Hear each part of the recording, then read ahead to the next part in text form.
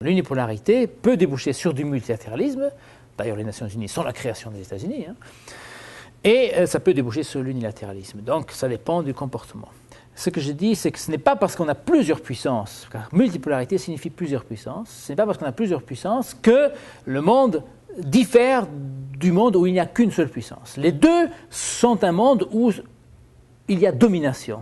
Sauf qu'il y a un qui domine ou plusieurs qui dominent. Mais la domination reste centrale. Donc si on veut autre chose, il faut sortir du paradigme de la domination que j'appelle la realpolitik ou la Macht politique, la politique de puissance, power politics.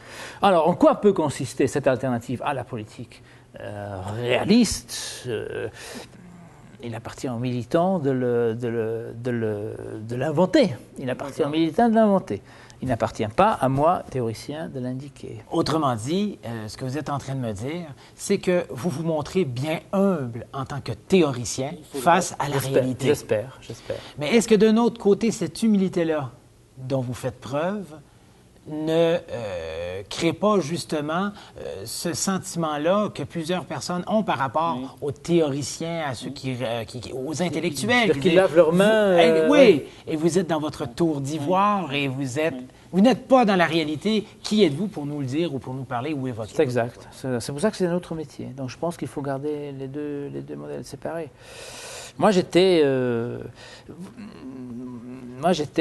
marxisant quand j'étais jeune. C'était ma génération. Il n'y a rien d'original. C'est une banalité affligeante. C'était une banalité affligeante d'être marxiste dans les années 70. C'est moi à la mode aujourd'hui. Voilà. Et je me suis rendu compte qu'on ne fait pas le bonheur des gens malgré eux. C'est-à-dire, il n'appartient pas à quelqu'un de dire aux autres, voilà ce que vous devez faire si vous voulez être heureux. C'est à eux de définir d'abord leur bonheur et ensuite de faire en sorte de pouvoir y accéder. C'est pour ça aussi que je suis absolument opposé à toutes les guerres d'intervention.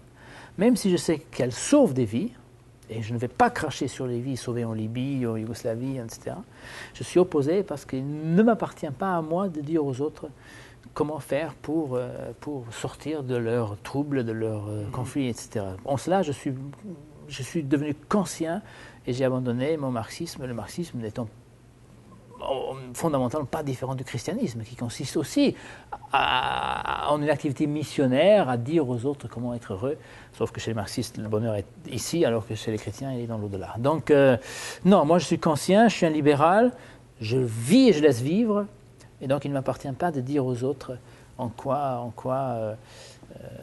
consiste leur bonheur. Il appartient à chacun de le trouver.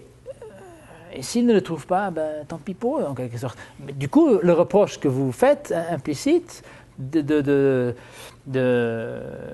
refuser effectivement de salir ses mains, de mettre ses mains dans le cambouis, est légitime. Mais je pense que c'est un moindre mal par rapport aux mots que l'on peut produire si on se précipite dans l'action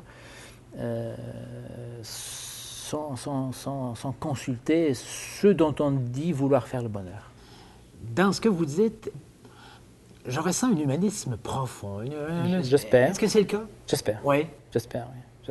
Oui, c'est un peu un scepticisme aussi, mais je pense que c'est un humanisme. Je pense que un enseignant, en principe, est humaniste. Parce qu'il diffuse des connaissances. Sinon, il change de métier.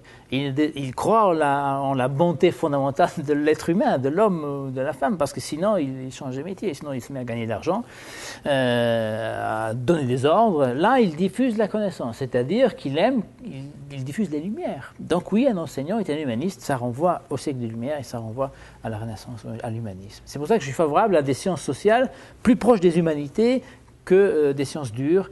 Vous avez parlé du behaviorisme, etc. Je suis favorable à des sciences sociales et des relations sociales qualitatives et non pas quantitatives, critiques et non pas expertes. Qualitatif et quantitatif s'opposent, selon vous? Elles peuvent être complémentaires, mais de la façon dont ça se fait, de la façon dont ça s'organise dans les universités de nos jours, le quantitatif finira par se faire au détriment des qualitatifs. Et ça, je suis contre. C'est ce qu'on voit en sciences économiques. Les sciences économiques n'ont plus rien à voir avec ce que l'on appelait l'économie politique. Avec pour conséquence, justement, qu'on tombe des nues lorsqu'une crise éclate, parce qu'on raisonne en termes chiffrés et on oublie le côté humain de la chose. Dites-moi, est-ce que c'est difficile, à ce moment-là, quand on va en acte de tout ce que vous me dites, de ne pas sombrer dans le relativisme? Ou de se faire taxer de relativiste? Oui, le risque existe. Mais pourquoi appeler relativisme ce qu'on pourrait appeler de la tolérance? Voilà. Moi, je préfère parler de tolérance, alors, de pluralisme, plutôt que de relativisme. Le relativisme est quand même frôle le nihilisme, c'est-à-dire c'est par